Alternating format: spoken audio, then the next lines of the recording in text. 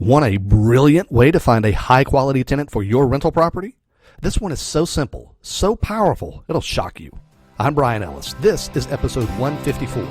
You're listening to Self-Directed Investor Radio, America's only podcast exclusively for affluent, self-directed investors, where each day of the week you receive innovative investment strategy and deadly accurate market analysis that's untainted by Wall Street and unblemished by government propaganda, all in 7 minutes or less.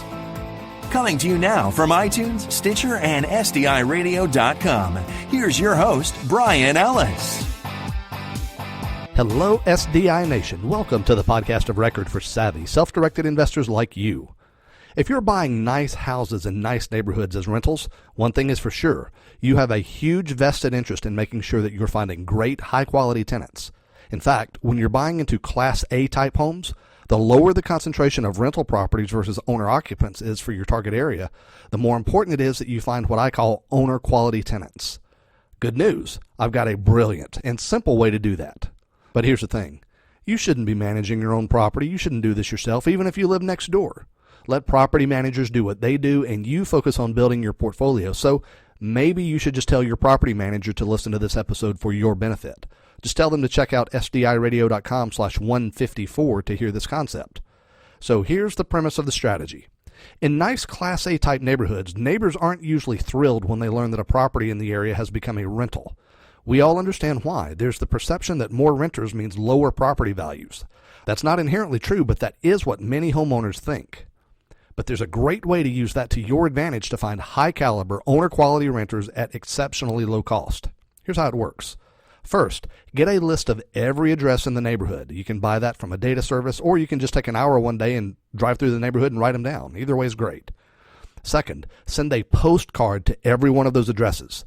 The postcard has one purpose: to startle the other homeowners, to make them feel a bit of concern. That will happen by using a postcard of a particular color. I like neon colors.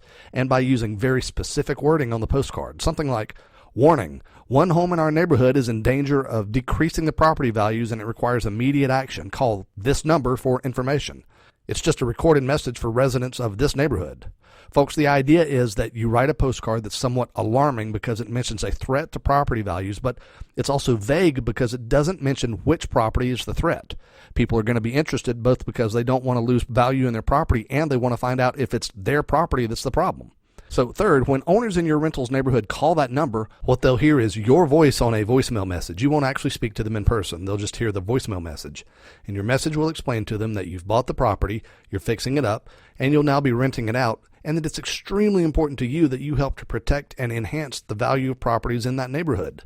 Then you tell them you're about to find a tenant, but what you'd really like is a tenant that's recommended by an existing member of the community because you've found that tenants with a connection to the community are very responsible and act more like owners than renters. And you'll ask them to make a recommendation to you about anyone they know who might like to live in the area.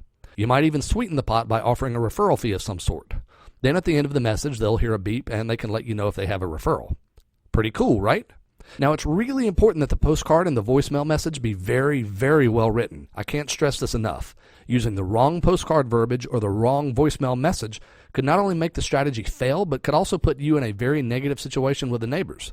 So if you're interested, if you see the immediate value of finding a tenant based on neighbor referrals, I'll give you a great template for your postcard and for your voicemail script that does this stuff very, very well. In fact, if you're a member of the SDI discussion group, I emailed those resources to you this morning. But that's not all.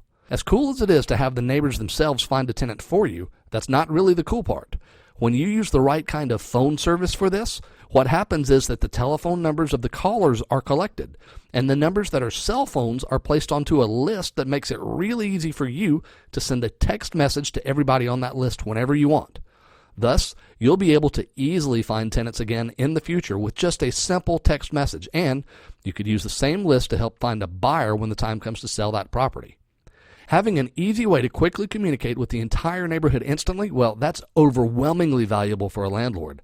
Now again, I'd like to stress that you probably shouldn't be doing this yourself. Instead, ask your property manager to listen to this episode and have them do it for you.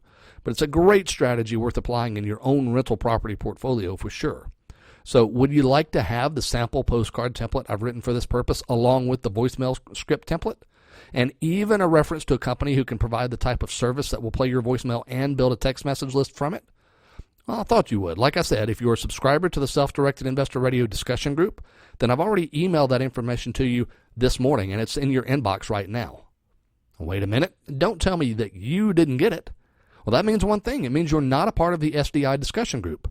Worry not, my friends. Today, you can get access to that group for absolutely no cost. Zero, zilch, nada, just by texting the word SDI Radio to 33444. Again, that's text the word SDI Radio, spelled SDIRADIO, with no spaces or periods. Text SDI Radio to 33444. That'll get you access to today's resources along with others in the future. Only in the future you'll get them automatically because members of the SDI discussion group get a first look, a first crack, if you will, at absolutely everything I share with the public, which, by the way, frequently includes some tantalizing investment opportunities that you don't want to miss.